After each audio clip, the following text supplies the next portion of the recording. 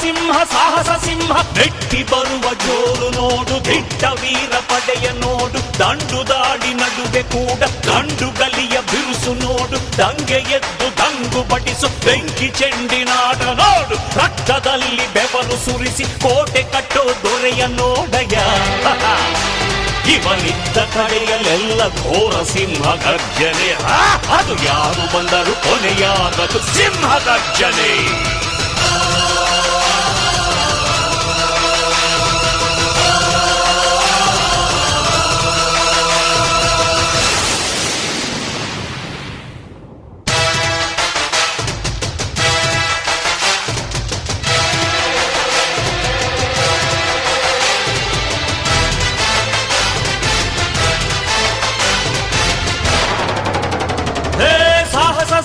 ಸಾಹಸ ಸಿಂಹ ಜಯದ ದಳಪತಿಯನು